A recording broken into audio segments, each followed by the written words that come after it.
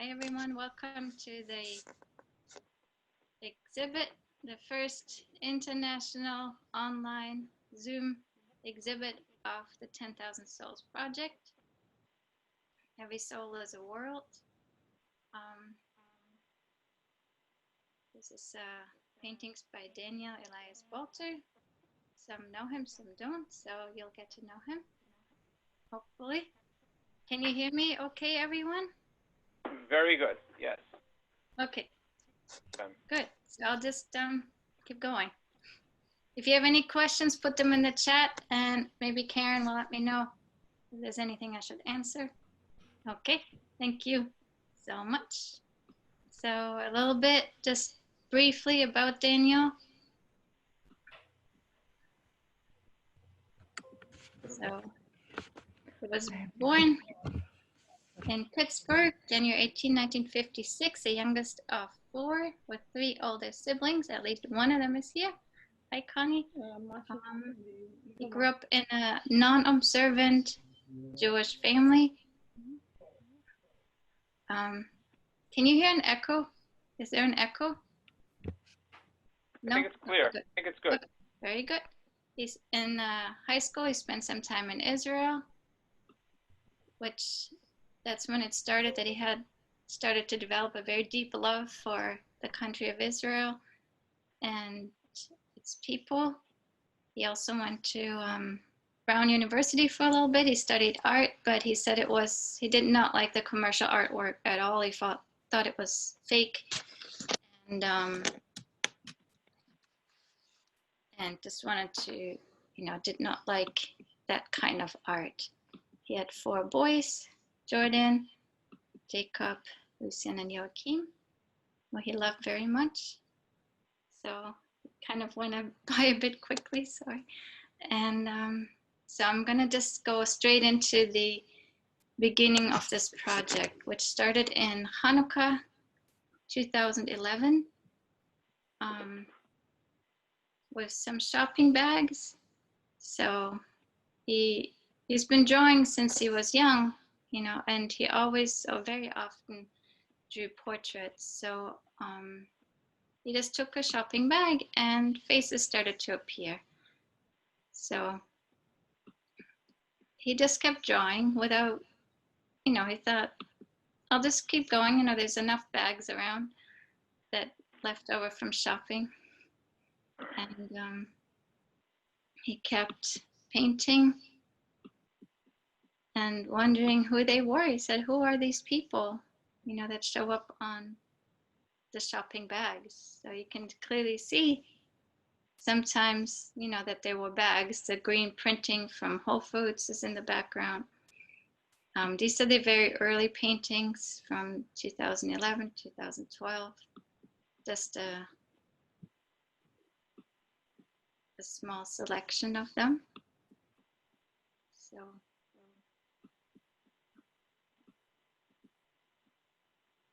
at some point he said, I think, I can do 10,000 of these. I don't know, they're trying to tell me something. I don't know what it is, but I'll just keep drawing. I don't know who they are. I don't know why they're there, but I'm just going to keep going. 10,000 of them. So, they came together.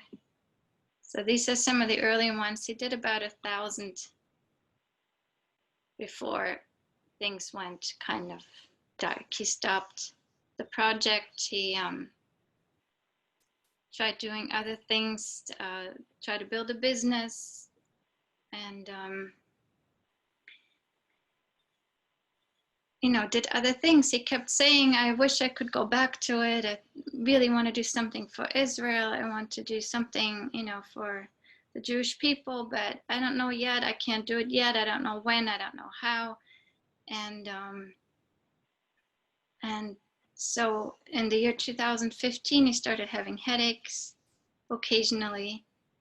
And after a year of not painting, he picked up, he just was so stressed out that he just picked up another bag and he started painting again. And more faces appeared. So what you don't see is about 900 before these. So this is interesting. Actually, yesterday was in the Jewish calendar, it's the first day of saying Slichos, the night of saying special prayers to prepare for our return to God in the high holidays to come. And he started painting exactly again around this time. So I was reading in the middle of the night some words, so I'm just going to say them from the prayers. What can we complain about? What can we say? What can we speak, and how can we justify ourselves? In what way can we pour out our prayers? Let us search and examine our ways and return to you. So it was a new beginning of the 10,000 Souls project. He calls those days a new beginning. And every time he painted, his headache would go away. He felt peaceful. He felt like he was, he felt some sense of happiness. I wonder if you look in the soul portraits, sometimes I wonder if they were trying to tell him something. At this time, it was already shortly before the diagnosis. You can see he's having his hand like this. That's about exactly the size and shape of the tumor, which I only noticed later. And the bird had a big significance that it came back. And this particular one, you see how he's pointing, and there's something on his head. So this is pretty much exactly the location of the tumor, which is odd. So, he wanted to, at this time still, he didn't know who they were, but he knew that he felt different when he painted. His headaches went away. He felt peaceful. He felt like he was on purpose, but he also felt like he couldn't do it. He should keep working. It was a very, very, very difficult, complicated, emotional, painful time. He was very stressed and frustrated, and he just wanted to focus on painting, but he couldn't. So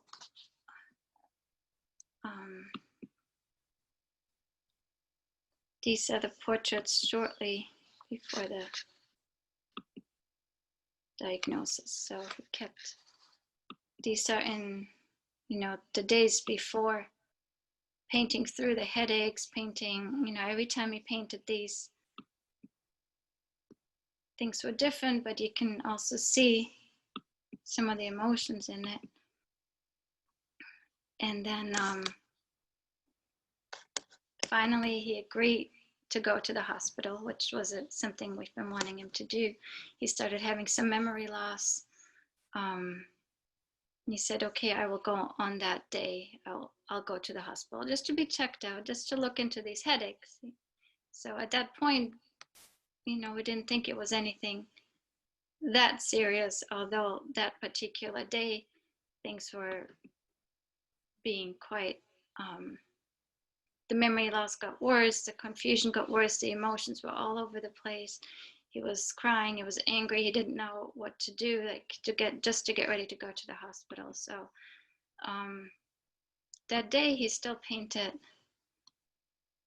Actually, some of these he painted in the hospital. So once he got there and he got the diagnosis, they did an MRI. They sent him by ambulance to Mass General that he had a large tumor and it needed operating right away. So he told me, come meet me here, bring my paints, bring all my stuff, meet me at the hospital. And I just need to keep going. They gave him some steroids, which reduced some of the swelling. They took lots of testing everywhere to find out what it is, where it's coming from. So he actually started feeling happy that day. He was peaceful. He said, okay, I know what's going on. Something's going on. They'll take care of it. It'll be okay. So this particular painting is especially interesting to me because, here you see the hospital room. the bags. There's his doctor, the date, and the one he was working on. So the doctors were quite enamored with it. Of course, this was a very serious condition, a very serious thing going on. I was out of my mind at that point. So this is the painting he did right before the surgery. So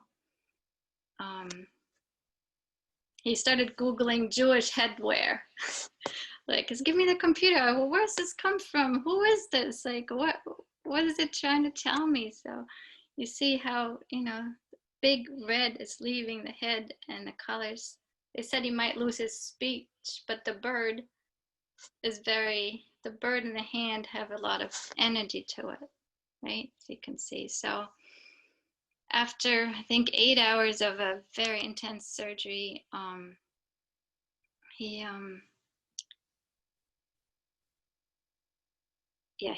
woke up, he smiled, he said hello, he was very peaceful, although in pain. And as soon as he was allowed to go home that day, he picked up the paints.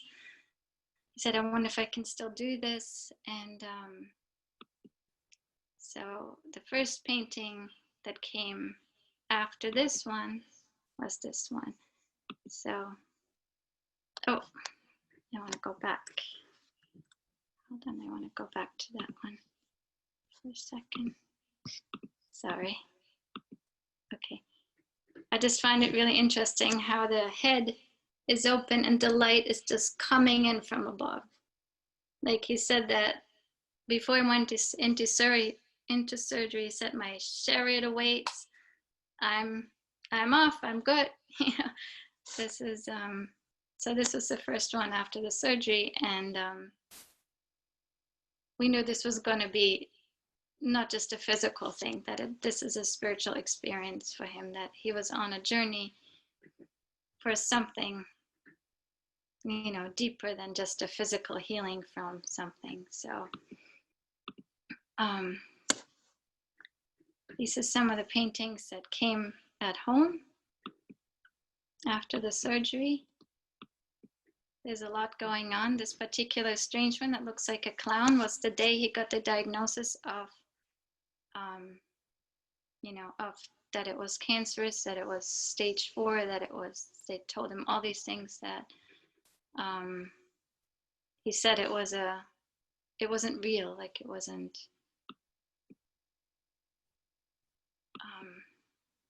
so this is the hospital diagnosis. So I'm just going to let you read it. It was a GBM, the most aggressive type of cancer that begins within the brain. The cause and prevention are unknown.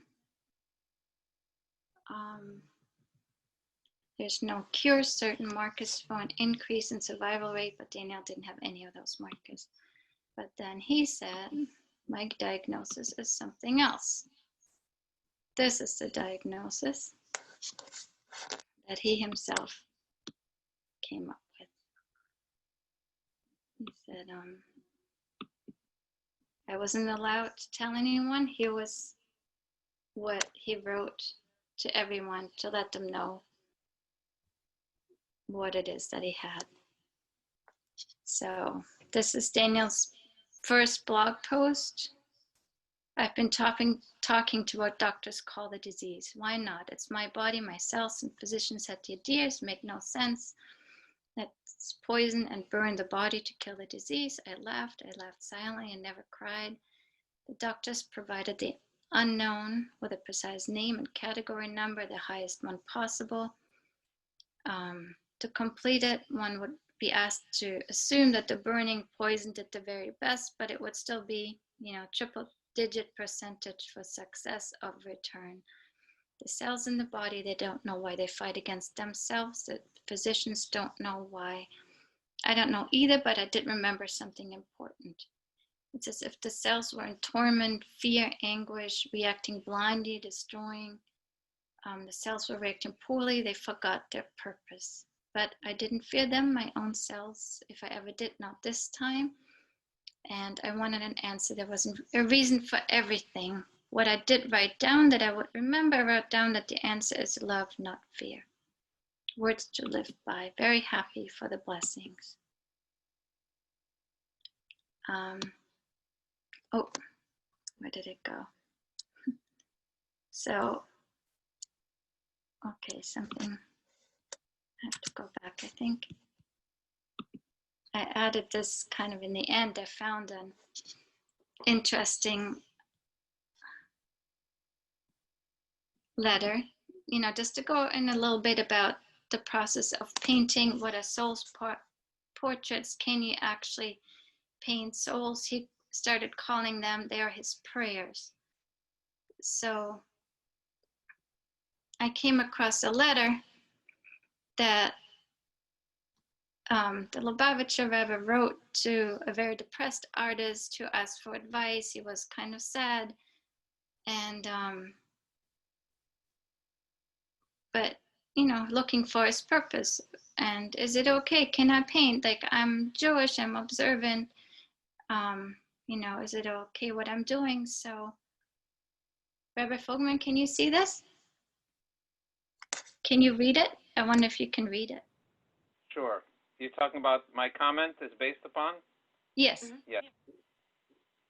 My comment is based on the saying by the Baal Shem Tov, to which my father-in-law, the Rebbe, would often repeat, that a person can derive a lesson in the service of God from everything he sees or hears about.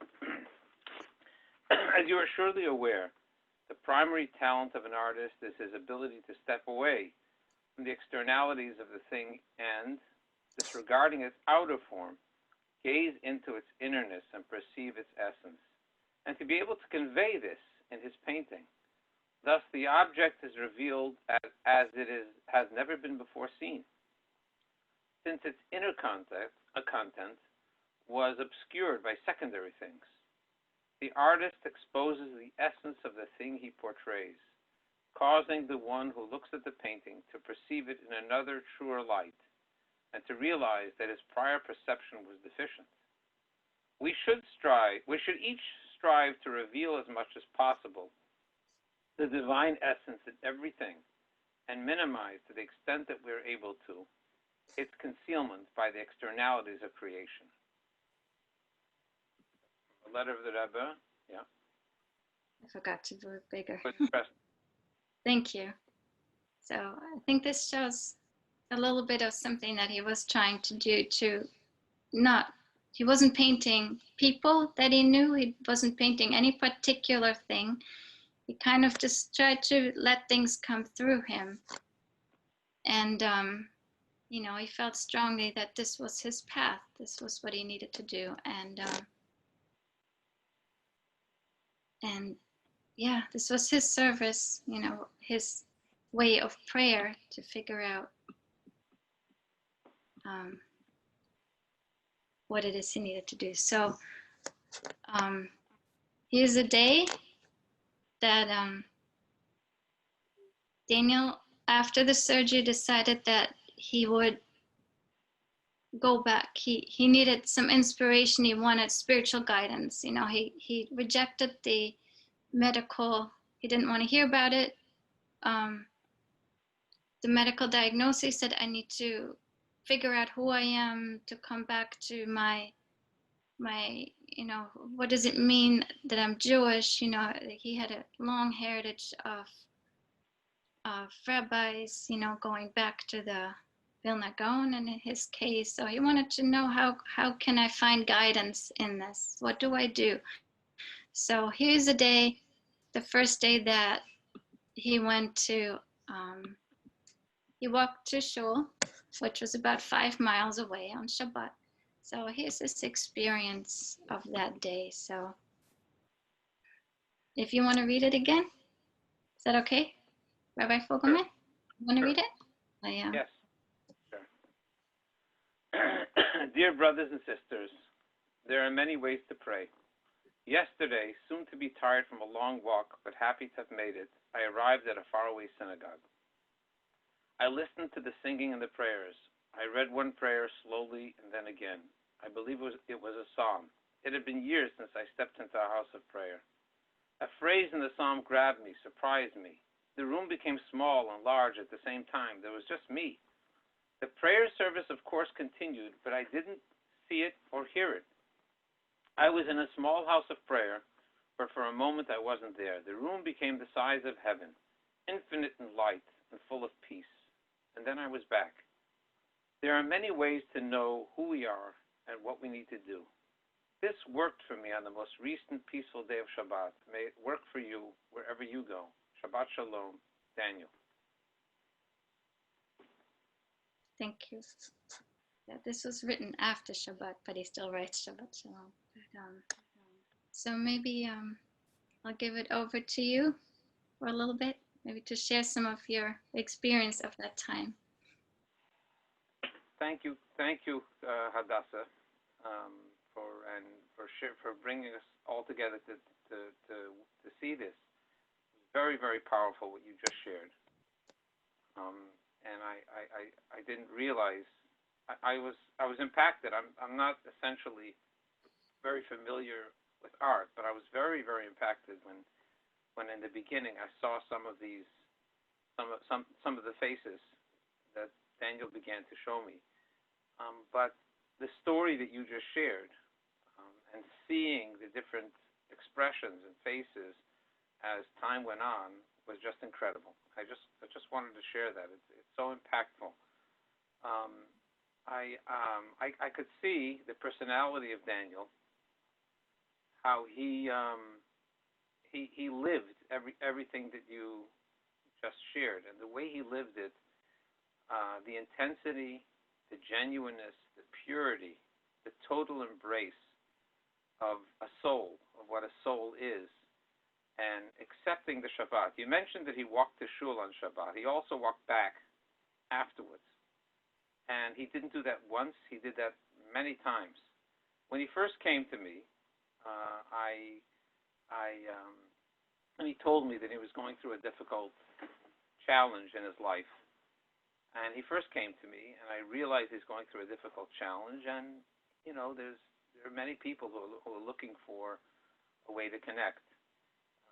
And it's always difficult. And this is sometimes by many people it's one aspect of what they're trying to do. But there was a certain complete embrace, a wholesomeness, a very holistic essence of a soul that embraced everything that he did when it came to, I'm saying it regarding Shabbat, and I'm saying it regarding Judaism, but it was so powerful. And you mentioned that I was taken aback by the consistency of it, and by the intensity of it, and by the continuation going further and further. Every time an issue came up, where he just wanted to embrace it totally. And I was particularly awed by the fact that he went through years of this. That we were there and we saw. And when did he give his soul back to the Creator? It was in this Hebrew month that we're in now. It was on the first of this Hebrew month, the first of Elul, the month before Rosh Hashanah. And I find it significant because I think he I'm sure would find that significant. And he would find it significant because he knew it's by divine providence. He knew that Hashem is making this happen. And it's another way of expressing Hashem's light in the world. You mentioned the light that you see in the portraits that you showed, the ones that came afterwards, the ones when he was at peace with himself. I sensed that peacefulness after he had the diagnosis that wasn't a good diagnosis. I sensed and he had that peacefulness. And a lot of people don't have that. I just wanted to share. I don't want to take too much time. I know we have others that are speaking. I'm just speaking from my heart because I was so overawed by what you showed. But I wanted to share a thought that I had. And before I share that thought, and it's about the souls, and it's about souls in general. Before I share that thought. I wanted to say what I saw when I saw the paintings, not necessarily the ones when he was going through the issues, but every one of the faces that I looked at. This is just my experience, my perception. Every one of the faces that I see that they're different faces, but there's definitely a genuine purity to each one of them. There's something common about all of them, but definitely something different. Each one is different. No two are the same.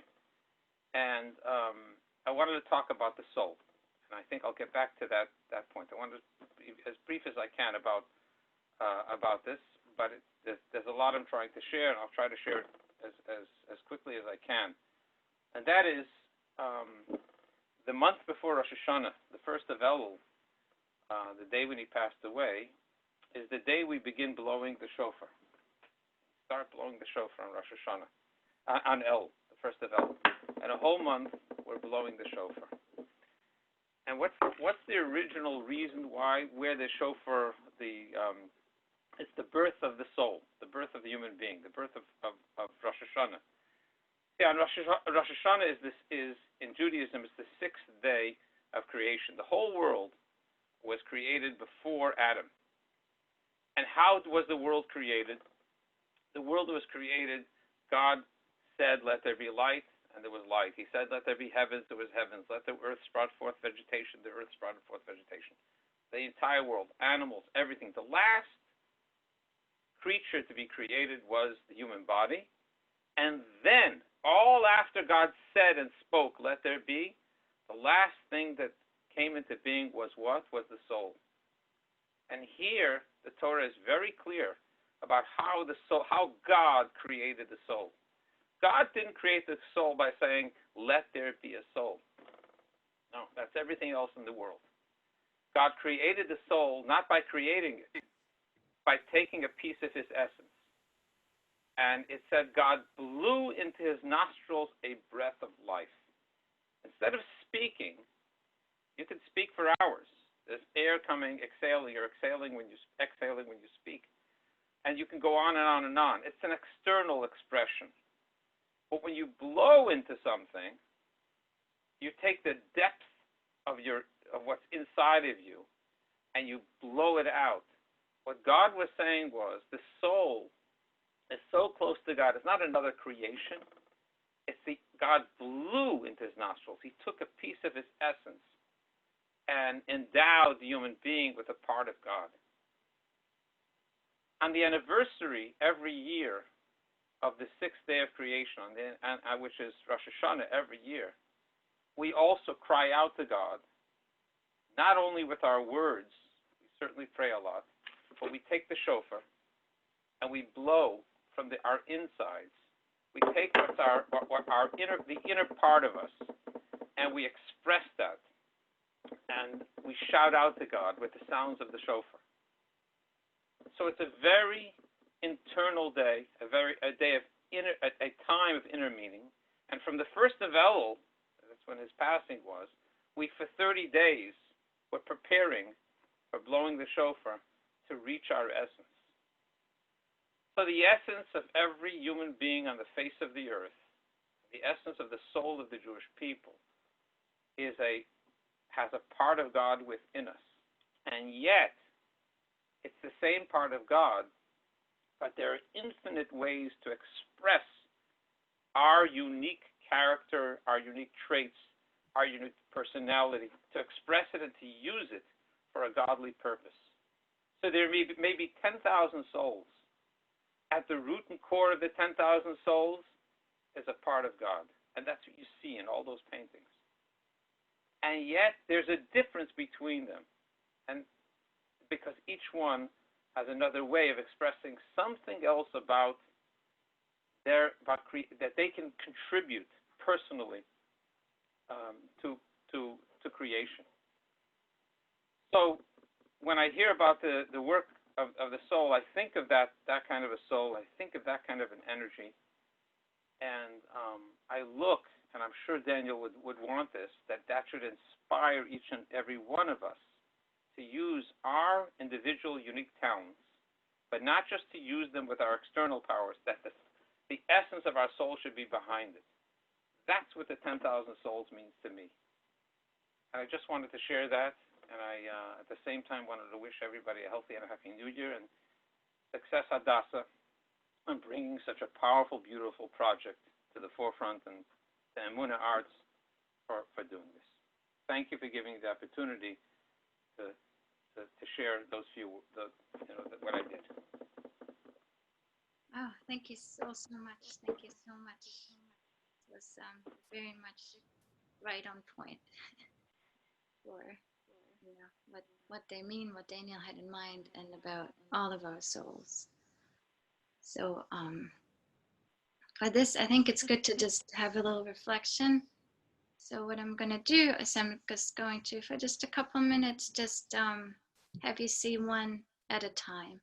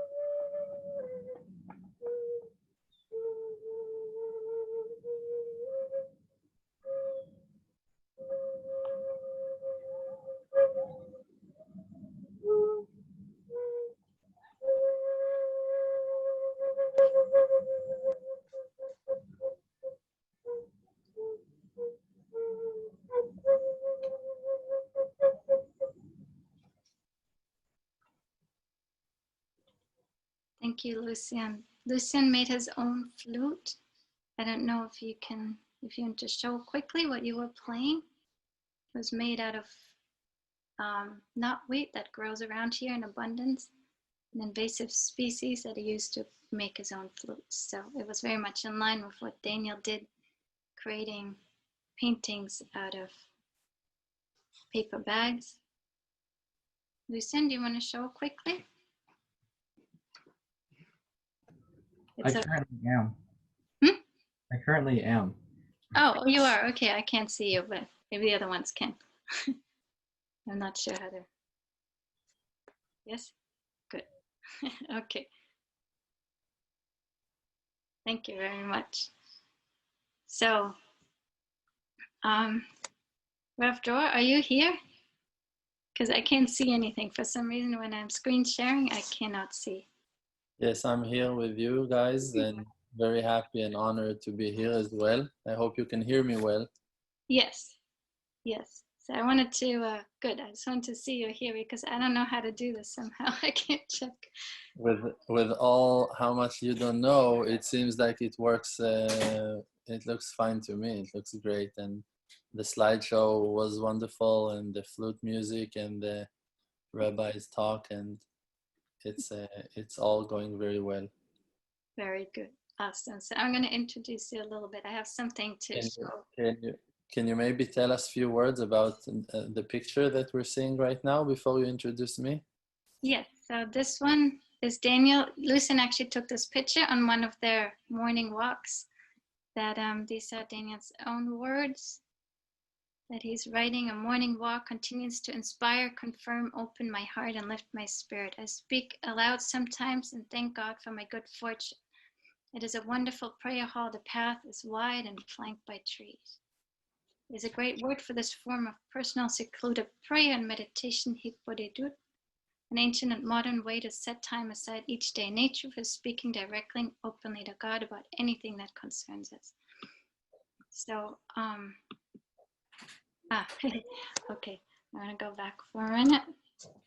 So, whoops, sorry.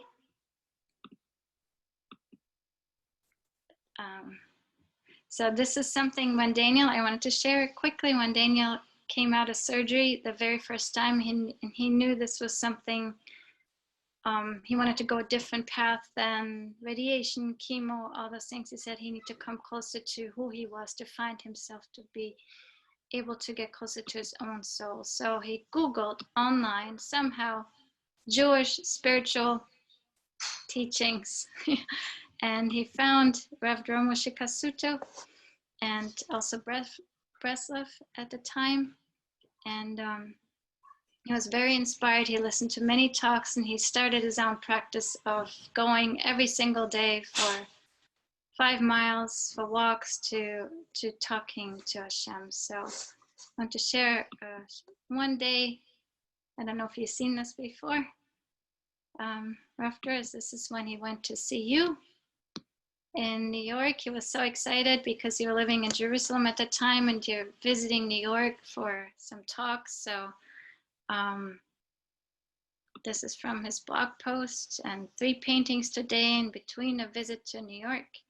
The Rabbi who had traveled with my son to see spoke in the book-lined basement of a Sephardic Moroccan shul. Later that evening, we gathered at a dining room table resplendent with drinks, tea, and fine sweets. At the table were young men with energy and desire and, athletes. Where's okay, sorry, technology. I have to go back. So, smiled broadly, we spoke, and I spoke to and held the hand of this spiritual man. We didn't talk about the painting. A change is coming to our world. What it will be is unknown to me. I'm an artist, and the prayers I've done are in paint. I'm a novice in the other areas. What is happening is like a breathing the air of a spring in the midst of an ugly city's winter. I don't know why it's not staying. Okay, I'm just going to leave it here and give the word to you. Okay. Thank you so much. Thank you so much. So First of all, I'm thankful to have the merit and the blessing to be part of this wonderful opportunity. The souls are coming down to earth in a mission from God to do something here. For every person, the mission is different. Every soul is receiving a different body that is being used by it for the purpose that it's been created for. And therefore, every person has his own individual way of expressing and sharing and revealing the qualities and blessings that been treasured by the Creator inside of him. That's our soul. And for that, a person should be very brave and honest to express his unique light, his qualities, and also the things that he's different in than others. And we can see here that we have an opportunity to experience and to breathe in a huge amount of light, an expression of portraits of souls that came through our beloved and well-remembered brother Daniel. I remember that night that he came to see me in New York. I remember our conversation. I remember messaging and talking with him earlier with the right intention to see him and to meet him. And of course, I was praying as well for his recovery. And I think that this is something that is very important for me to mention when we're talking here now about individual prayer. Many times when we pray, the main intention of our prayer is to be answered and not the prayer itself. We are using the tool like money, that the purpose is not to collect and gather the money to our pockets. The purpose is to have it for us to use it for the needs of our life. If it's to feed ourselves or to support our loved ones.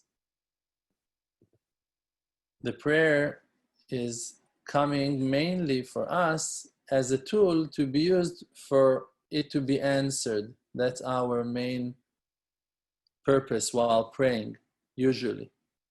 But I remember a conversation with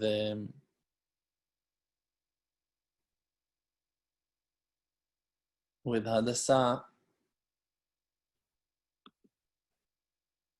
or should I say Esther Hadassah, right after Daniel passed away. And I remember that she told me in our very painful conversation that the fact that Daniel prayed so much individually, and the fact that we all prayed for his recovery, the fact that it did not happen and he went to catch his place in heaven, did not reduce the importance of that experience of his connection through prayer and our love that been expressed through our prayers for him, even though that the hope and the desire that we all share to see him recovering fully was not being answered. And she mentioned it to me with a very broken and honest and sincere heart. She was able to find that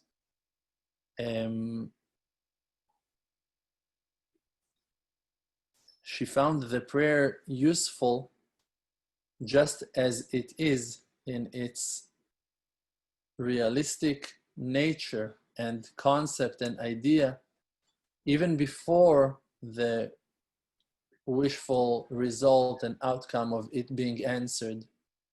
And this is a very important point that I define as L'Shem Shamayim, only for Hashem.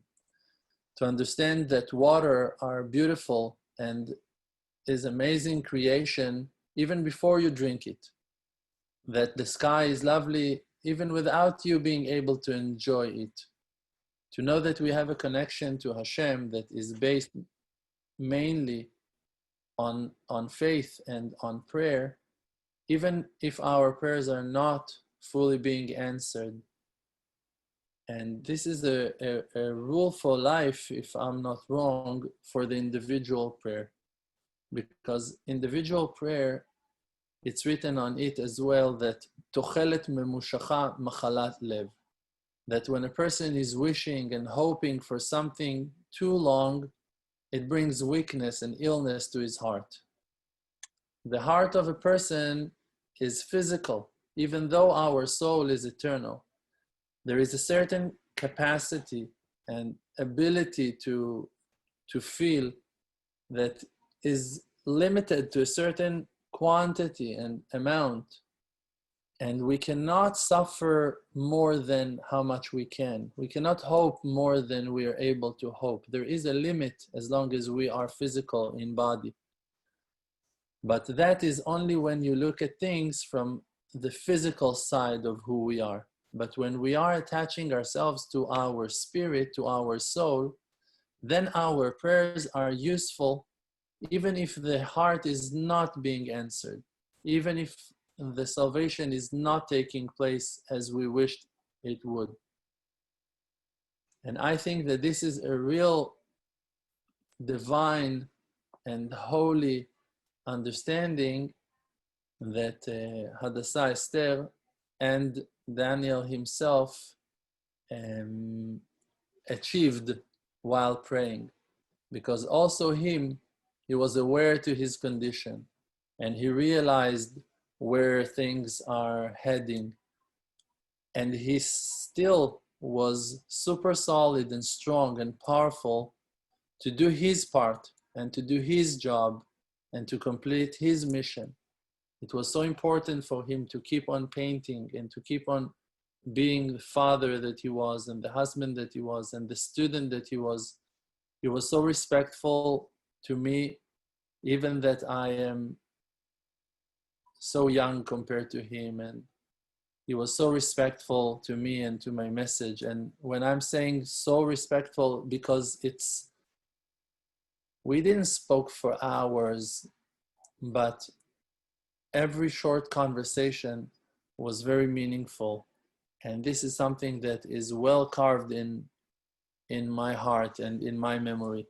I have many students, and many of them are calling to complain on hard and painful and difficult condition. And I'm not judgmental. I understand the pain of a person that needs help. But Daniel never called me from any side like that. He was just thirsty for the truth and was searching for it and was ready to deal with it. And he was a real honorable man, if I can say that from my short relationship with him. But we can see until today our relationship and friendship with his family, with his children, with his wife, is something that is keep on growing sweet fruits and feeling of healing and completion to many directions in the same time. About the portraits, I am sure in 100%, and I'm not counting on divine spirit or prophecies. I just have a very solid feeling that those souls visit Daniel in his mind, in his into his soul. I know that our soul are very very complex and very progressed in their structure and in the wisdom of the Creator's creation, and our souls are something very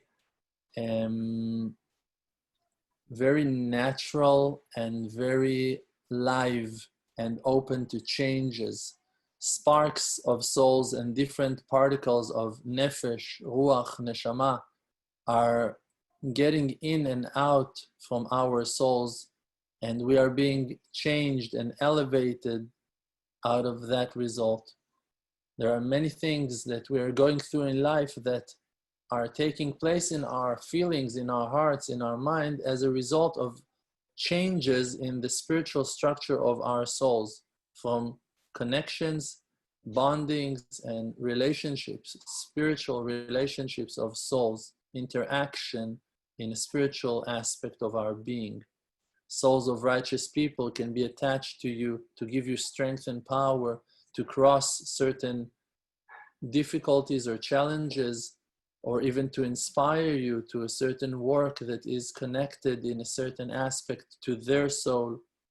Souls of your ancestors or relatives, or souls from the same branch or root, can be attached to you and give you strength and power to accomplish certain things that you have in common, that the purpose is united between you from a godly and eternal aspect.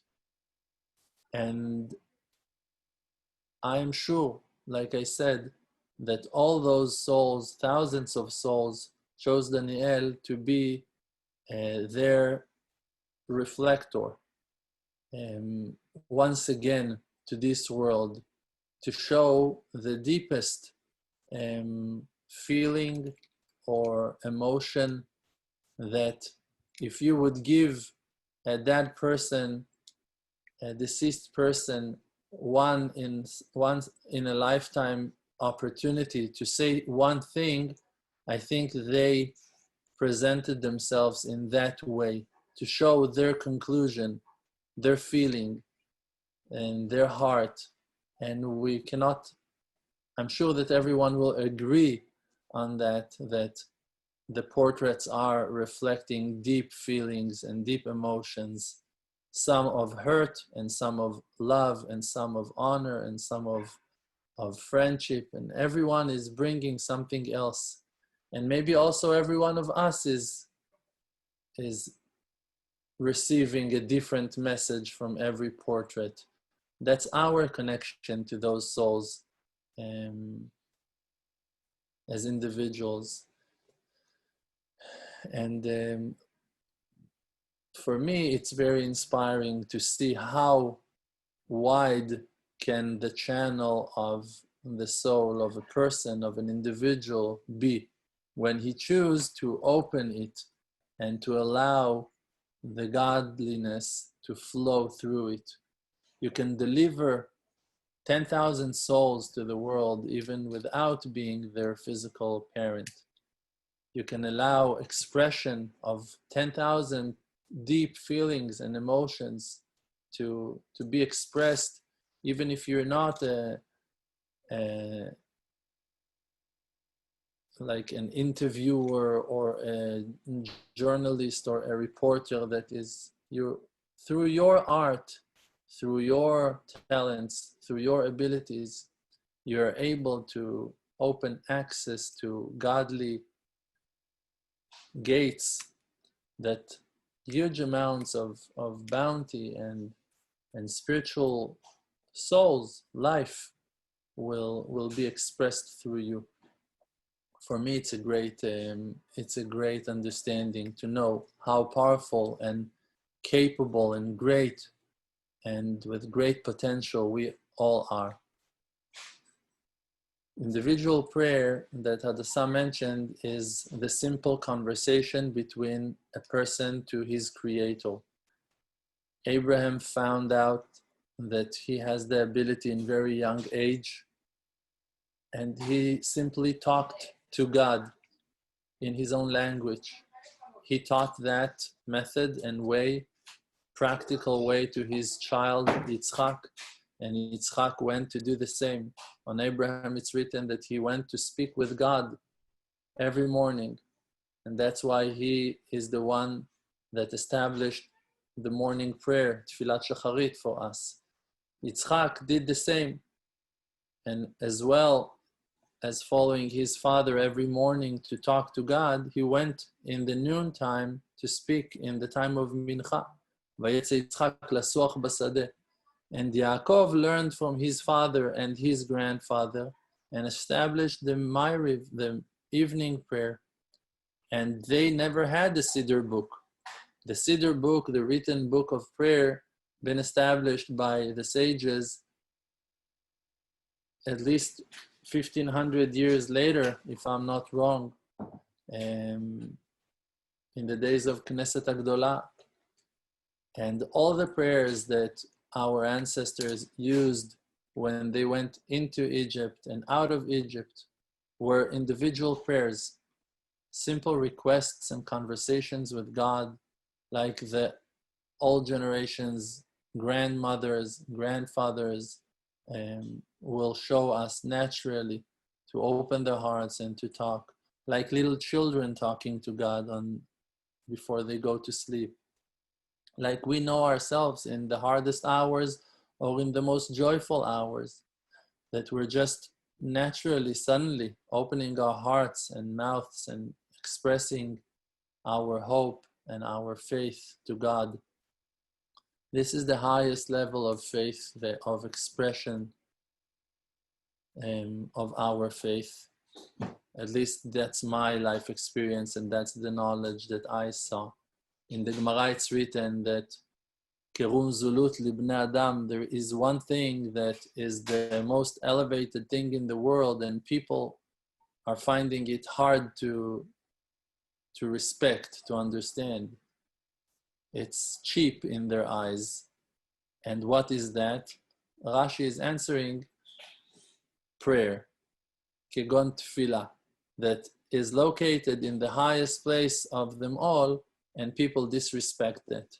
It's very hard to hold on to something that is clear, that is thinner than air, that disappears and hiding itself and its power from you all the time.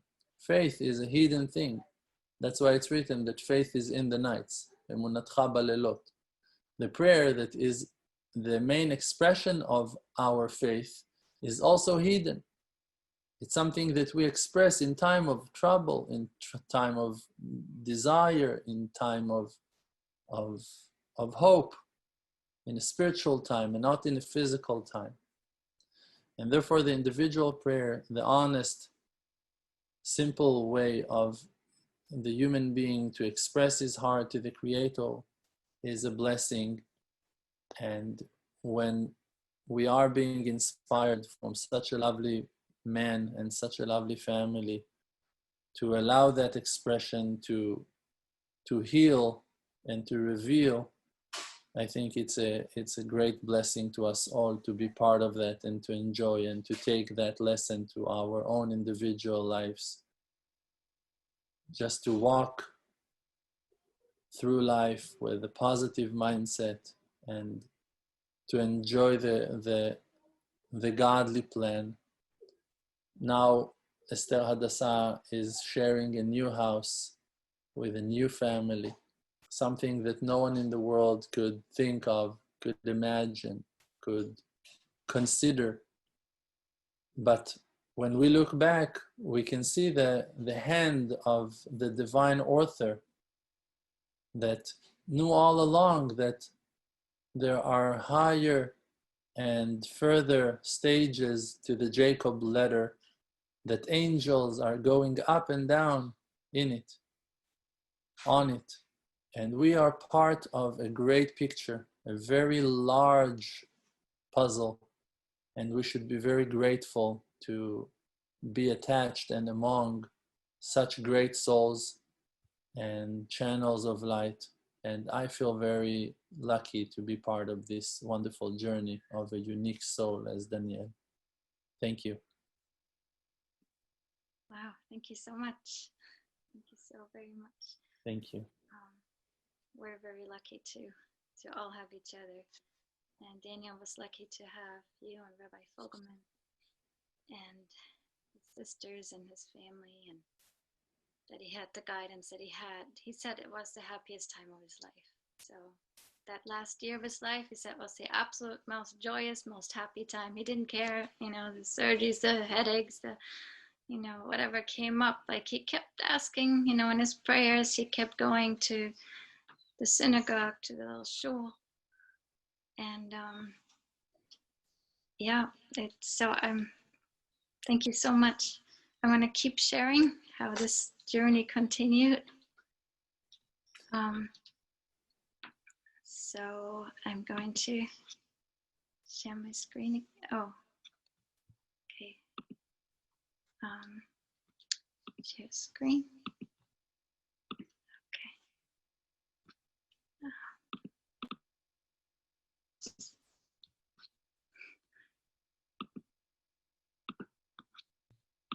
Okay. So, oh, okay. We're gonna go straight since there's a lot to share.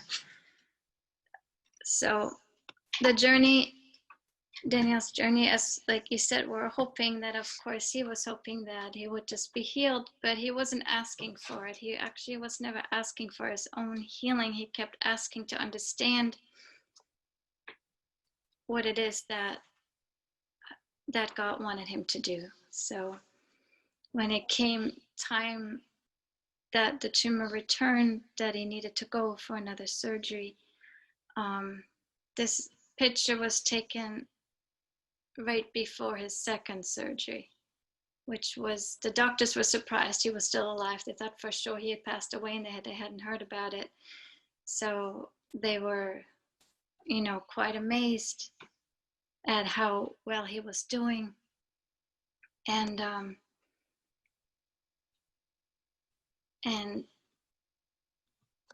so I'm going to see if I can go to, I'm sorry, this wasn't,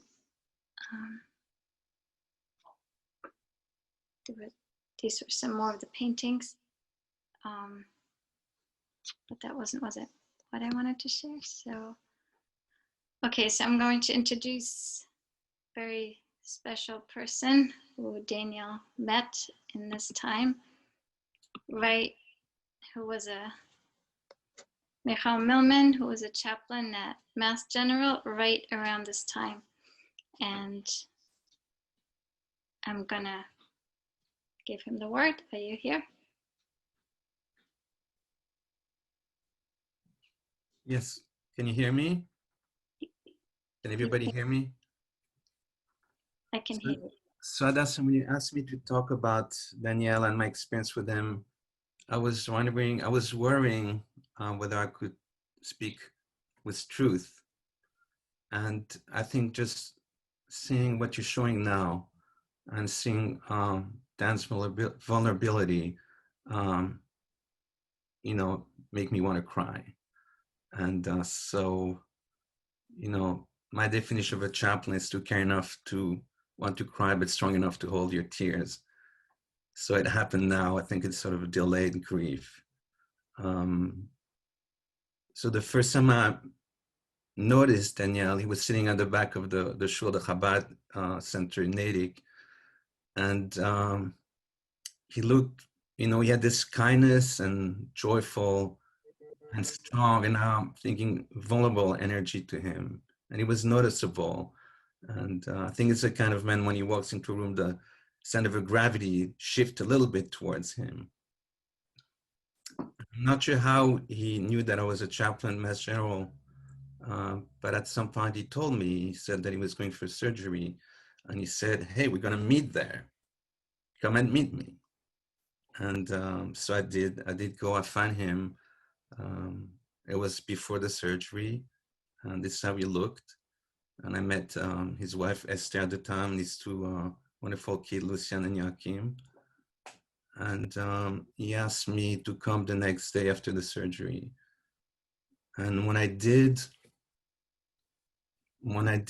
he was alert. He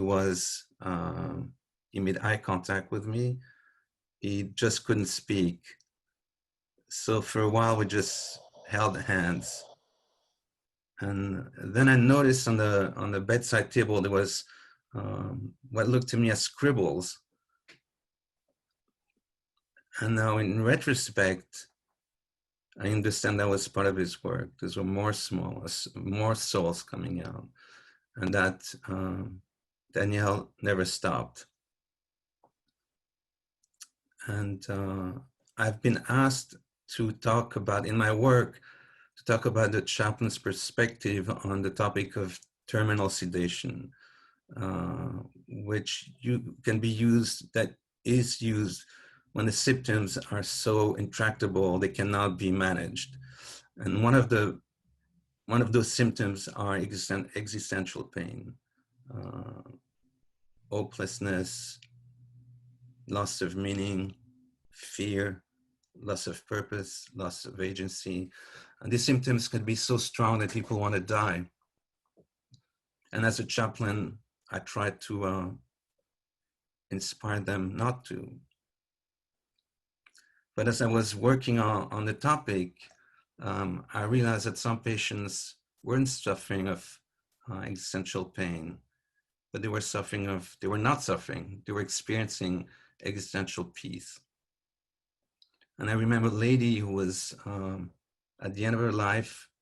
She had cancer, and every time any member of the hospice team would come, she would offer some cookies, some pastries. She asked her family to bring us some pastries. She was from North Africa. And I asked her, how could it be? And she pointed her head up to the heaven, and she said, God created us to be giving, so why not do it? And how can you not be moved by an expression of such, existential peace? And I think that Daniel was the same. The cancer, his illness, never robbed him from his creativity, from his agency, from his ability to transcend it. And so when I did that presentation at the very end, to illustrate that idea, I put on a big screen for everybody to see one of his paintings. And this painting now, I know, was just one of 10,000 souls. Thank you. Thank you so much. Thank you. Oh, hard to keep talking sometimes. So, Daniel was very lucky to have found, with you, to have somebody who was there for him. He was very, very grateful for your presence in that time, to be a presence of, unbounded,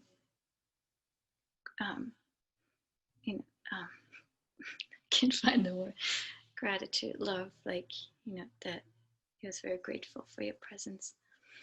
And I'm sure he is now too. So this is actually maybe how you remember seeing him. So here he is after the second surgery, still in the intensive care unit. The paintings you saw before that he did with his eyes closed. He couldn't open his eyes yet. He just had another very intense surgery for the second time, and he kept painting. So this was the intensive care unit room. He asked me when he woke up, he said, I need some pen and some papers. And I went to the nurse's station and said, we need some pen and paper here, quickly. It's that's not usually something you give out at, in intensive care. Maybe in another, once you're recovered more, but things are kind of, they need monitoring. There's a lot going on. And he kept painting. So I, somehow I found some tape somewhere and put it up there. And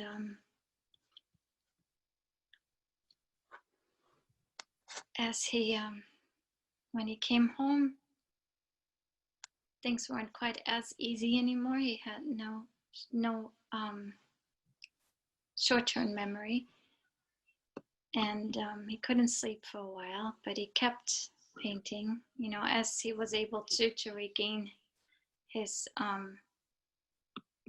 some of the, he wasn't able to right away to walk as much, but he got himself, the boys had some pens that were used for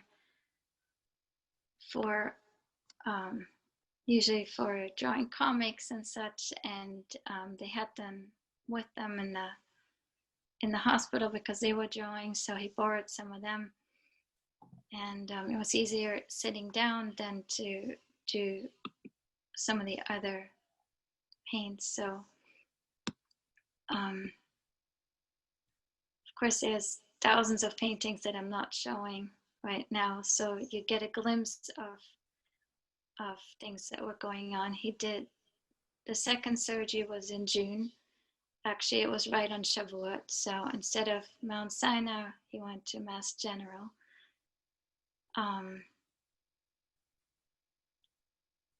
There were some good days after. The last painting here was left out in the rain, which he really liked. He calls it beauty in the rain.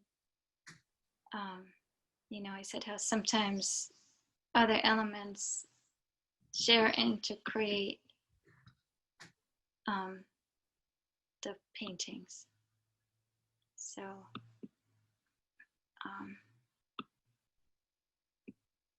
his last journey before things were getting more difficult, and in the beginning of August he wanted to go to the Cordova Museum in Lincoln. So he never had me take a picture of himself. He didn't like having his picture taken. He said, do take a picture of me right here. So it's in the middle of a museum. He's very happy. This was only days before he was hospitalized again. This is the portrait he did in that museum. He brought some paints in a bag, as he would take everywhere he went. And at that time, I was seeing how things, you know, his speech was becoming very quiet. He was doing really well for so long, and you know, we started new treatments, which is a whole other story, very intense alternative treatments, which, you know, we were hoping on. And he did a lot, hundreds and hundreds more paintings in that time. These were the very last ones that he did before one day he couldn't move. Like, we went back to the hospital. But the night before, I knew that we were going to go when he'd agreed to go. He said, just to get an MRI, just to check up on things. And there is a chicken in the house, strangely. Okay, somehow, chicken in the house. If any one of my boys can hear me, can you take the chicken out of the living room, please? This is completely, okay. So, sorry about that. Right there.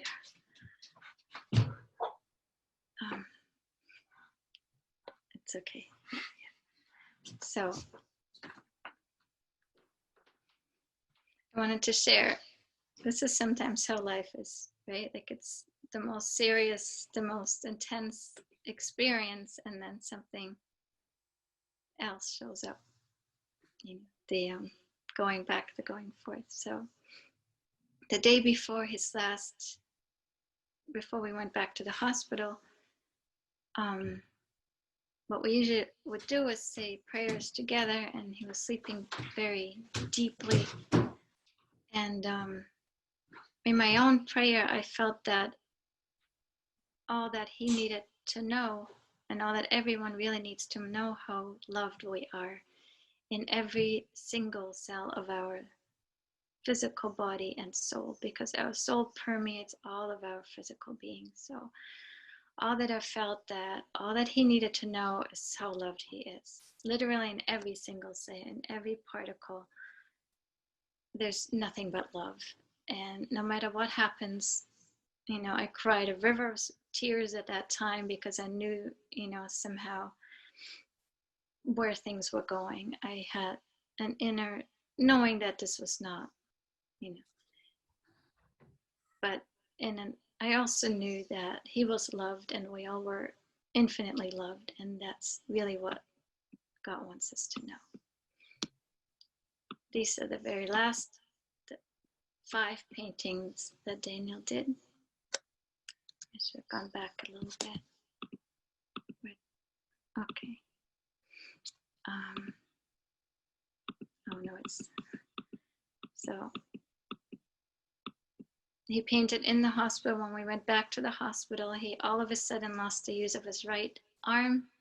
He tried very casually, oh, I can't use this arm, I'll just use the other one. He tried the left hand and he looked at the painting, the images and the ones that came after, and he just shook his head. He said, no, it's not working. I'm done. And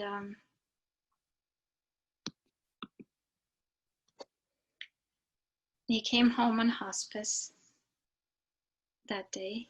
We did our best to have him come home, and he passed away 3 weeks after that. So in those days, as those that were there, especially his sister Julia, I don't know if you're here.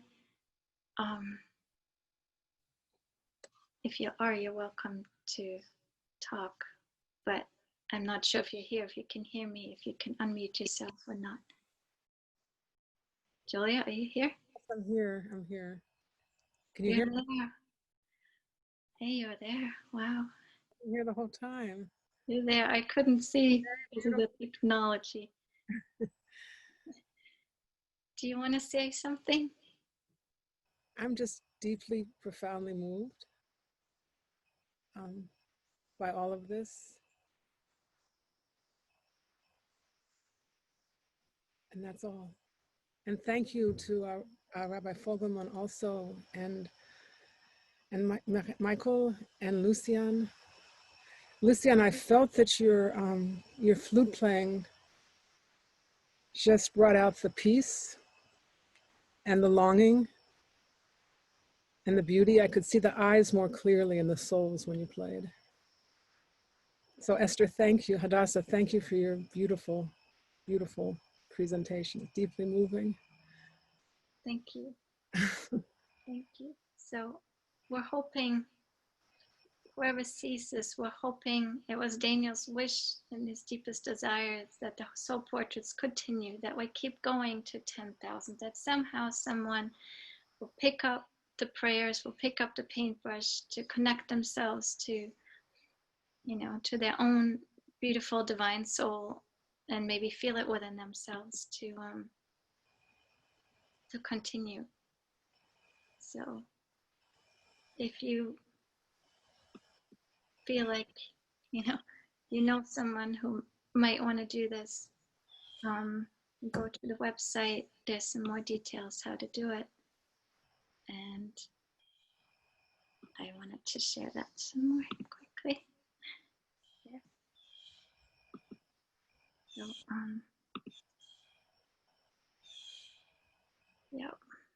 so there's lots more to say. I'm hoping to put it all, I've been working on a book which will have a lot more of the stories, a lot more of his personal experience, a lot more of his, his beautiful thoughts and paintings of, what he was hoping for the world, the incredible joy he felt in this time.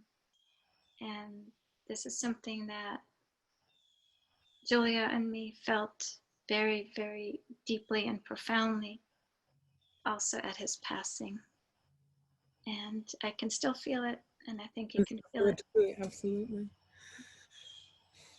And I think you can see it in the soul portraits. And he said, we're here for joy. We're here for rejoicing. We're here for joy. There's nothing else to do, because, God is with us in everything that we do. He's with us in every cell of our physical and spiritual being.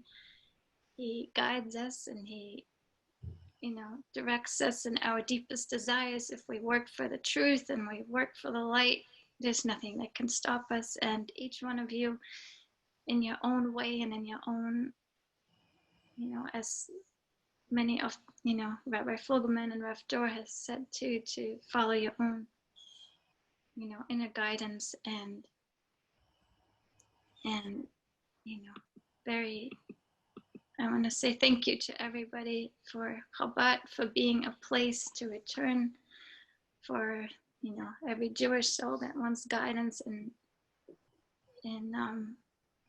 how to find your own higher being and connect to others around you and your higher purpose in life. Like, look up a Chabad near you, come to this one if you're here, come visit us.